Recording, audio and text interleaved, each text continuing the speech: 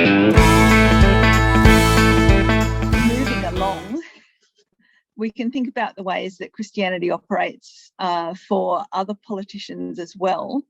And last time when we were talking about Christianity and identity politics, one of the participants, whose name I can't remember, so sorry, from Canberra, joining us from Canberra, made the really important point that in Australia we don't tend to get the sort of really fundamentalist political movements getting expression in Parliament the way that, say, you do in America with the hard religious right, because we have compulsory voting, and that inclines Australian politics to a more moderate kind of centre.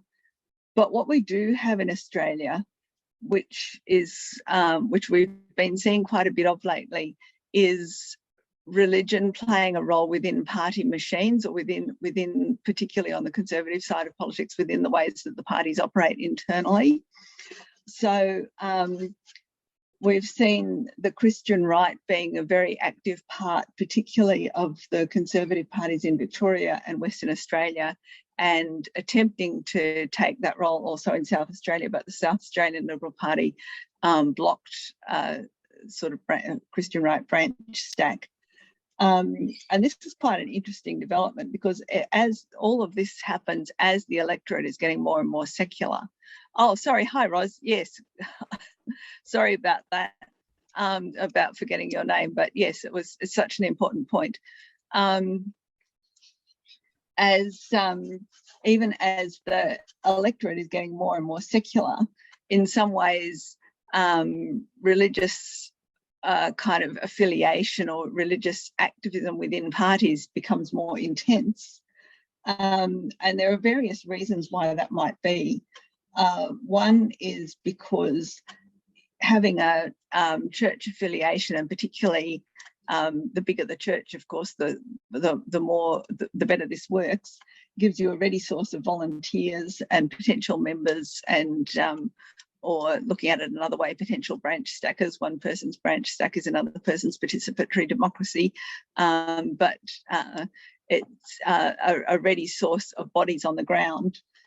But another thing that I think is quite important that we don't pay enough attention to is that a religious affiliation kind of gives a politician a way of saying, I stand for something.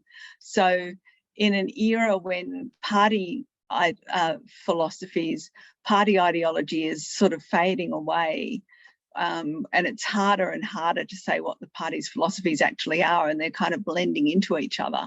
So the Labor Party is supposed to stand for collectivism and more egalitarianism, but they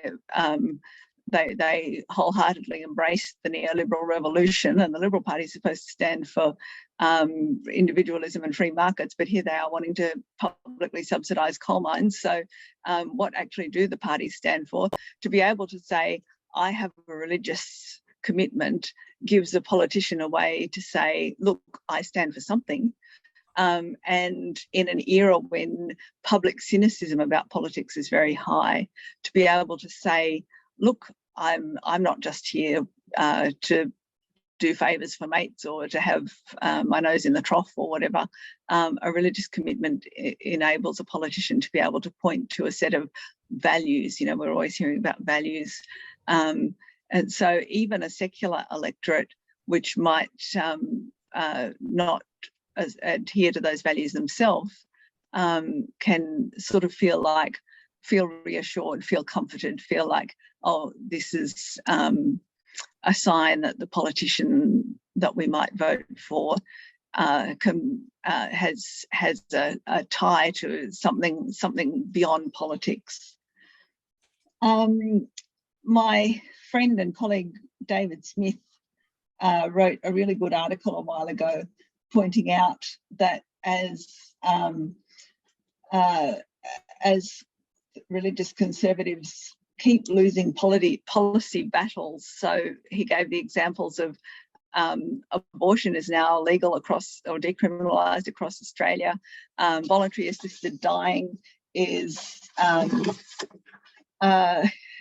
legal in Western Australia, South Australia, Victoria, Tasmania, and most recently Queensland. But at the same time, the religious right is keeps winning elections in, at least federally. The religious conservative part of the Liberal Party is, well, Julia Banks said that the Federal Liberal Party had become a Christian conservative cult, and in some states the religious conservative movement has been electorally quite successful. So David Smith's question was, why is it that that conservative movement, religious conservative movement, can be so politically successful, but so electorally successful, but so unsuccessful in policy terms? And one explanation, I think, is that the conservative religious connections are not necessarily about talking to the electorate. They're mainly about talking within the party and positioning in terms of intra-party politics.